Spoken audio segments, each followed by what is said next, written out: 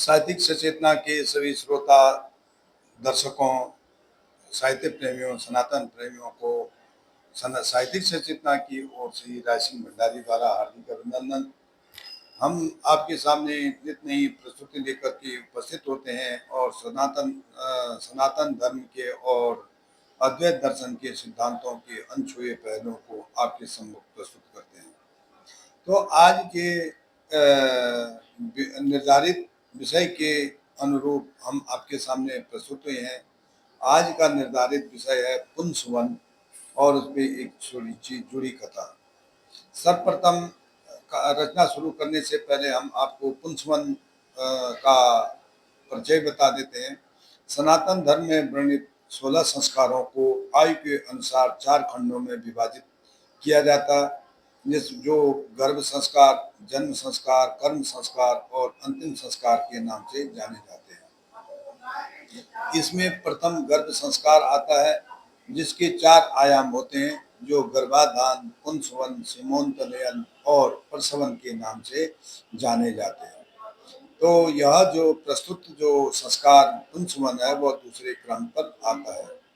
पुंसवन का अर्थ शिशु की गर्भ में वह अवस्था की अवधि होती है जिसमें वह मात्र भ्रूण होता है, उसके अंग पूर्ण रूप से विकसित नहीं होते हैं, अर्थात तीसरे या चौथे मास की अवधि में जहाँ यह विदित नहीं होता है कि अभी पूर्ण यह ज्ञान नहीं है कि वह भ्रूण नर है या मादा है, तो उस समय पुंसवन संस्कार किया जाता है। उसके सुंदर स्वास्थ्य के लिए माता पिता प्रातः स्नान करके गणेश जी की आराधना और पूजा करके प्रसाद के रूप में खीर बना करके गणेश जी को अर्पित कर स्वयं ग्रहण करते हैं। शिशु के स्वस्थ और बलिष्ठ होने की कामना के लिए संस्कार किया जाता है। पुंसवन संस्कार से जुड़ी कथा।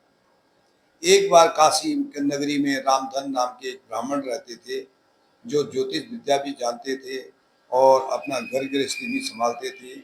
इनकी पत्नी सुमति थी और दो पुत्रियां थी, और जो कुल मिलाकर इनके परिवार में चार प्राणी सदस्य थे। सुमति की इच्छा थी कि एक पुत्र रत्न प्राप्त हो जाए, लेकिन रामधन अपनी पुत्रियों को भी ईश्वर प्रदत्त मानते थे।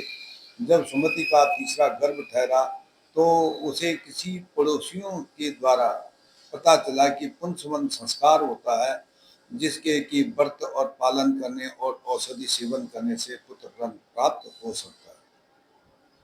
सुमति अब रामधन को पुंसवन संस्कार के लिए प्रेरित करती रहती थी और रामधन उसको टालते रहते थे, क्योंकि रामधन को उनकी मनोस्थिति पता थी।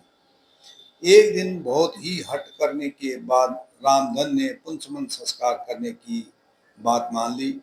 गर्भ के तीसरे मास के दूसरे सप्ताह से उन्होंने पुंसवन संस्कार को आरंभ करने का निर्देश दिया और अपनी पत्नी को 9 दिन तक के लिए यह संस्कार करने का बताया। 8 दिन तक दोनों पति पत्नी प्रातः स्नान आदि से निवृत्त होकर के गणपति की प्रतिमा का अभिषेक करके वस्त्राभूषण के साथ मंत्रोच्चारण के साथ यथाविधि संस्कार को पूर्ण किया। 9वें दिन में दोनों ने यही विधि करके संस्कार को पूर्ण करने की सलाह दी, लेकिन सुमति ने किसी और के द्वारा सुनी गई औषधि, जो सहदेव, लक्ष्मण और वत्सिंह नाम से जानी जाती है, द्वारा यह उन्हें अपने पति रामधन से बताया कि मेरे दाएं नाक में इन औषधियों को सूंघाओ। इन औषधियों को दाई नासिका में सूंघने से बालक और बाई नासिका में सूंघाने से बालिका का जन्म होता है, ऐसा बताया गया। तो रामधन ने दिल रखने के लिए एक बहाना का कोई औषधि बनाने का नाटक किया और उसकी दाई नासिका में सूंघा दी, जबकि रामधन के लिए पुत्र और पुत्री दोनों ईश्वर प्रदत्त थी, कि उनको वरदान के रूप में मानता था। और इस प्रकार से दोनों दंपति का पुंसवन संस्कार पूर्ण हुआ और अपने आगामी नवजात के लिए सपने देखने लगे। तो ये आपकी पुंसवन संस्कार से जुड़ी हुई एक छोटी सी कथा थी।